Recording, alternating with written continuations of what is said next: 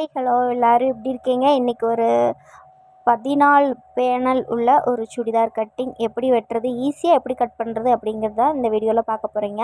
அதுக்கு துணியை 4ஆக மடித்து போட்டிருக்கேன். 4ஆக மடித்து போட்டுட்டு மேலே பார்த்திங்கன்னா 1.5 இன்ச்சு, கீழே 3 இன்ச்சு, மேலே 1.5 கீழே 3 போட்டுட்டு க்ரோஸாக ஸ்கேல் வச்சு வரைஞ்சிக்கோங்க. வரைஞ்சிட்டு இந்த மாதிரி கட் பண்ணி எடுத்துக்கோங்க.